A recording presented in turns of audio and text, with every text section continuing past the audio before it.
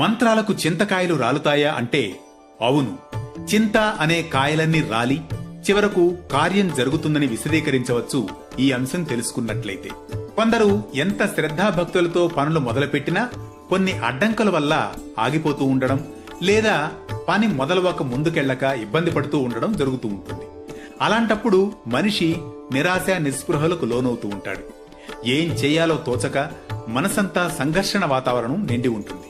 అలాంటప్పుడు బీజాక్షరాలతో పలికే మంత్రాలు మన షట్చక్రాలను శుద్ధి చేసి ఫలించేలా చేస్తాయట.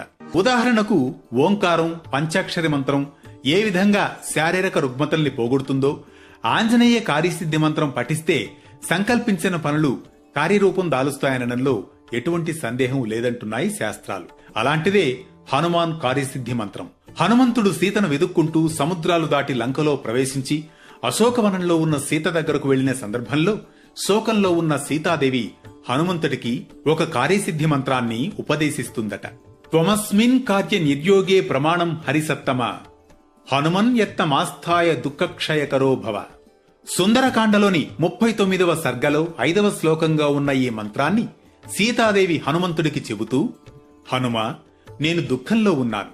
నన్ను ఈ కష్టాల గండం నుంచి గట్టెక్కించగల ప్రబల సమర్థుడవు నువ్వే. ఇదిగో ఈ మంత్రాన్ని పఠించి సిద్ధి పొంది తద్వారా నన్ను అనుగ్రహించు. అది నీ వల్ల తప్పక సాధ్యమవుతుందని చెప్పిందట సీతమ్మ. తద్వారా సీతాదేవి చెప్పిన మంత్రాన్ని హనుమంతుడు ఏకాగ్రతతో జపిస్తూ సిద్ధి పొంది సీతాదేవి రావణుడి చెర నుండి విముక్తి పొందే మార్గాన్ని సులువు చేయగలిగినట్లు పురాణ కథనం. అందుకే ఈ మంత్రం హనుమాన్ కార్యసిద్ధి మంత్రంగా ప్రఖ్యాతి గడించింది. దీన్ని ప్రతిరోజు 108 సార్లు 40 రోజుల పాటు ఏకదీక్షతో పఠించడం వల్ల అనుకున్న పనులు తప్పక క్రమంగా జరుగుతాయని ప్రతీతి. భగవంతుడిపైన పెట్టిన నమ్మకం మనిషిని క్రమశిక్షణ వైపు క్రమంగా నడిపిస్తుంది. సంకల్పం, ఏకాగ్రత, సాధన తద్వారా మనిషిని అన్ని విధాలా విజయం వైపు తీసుకువెళుతుంది ఆంజనేయ కార్యసిద్ధి మంత్రం.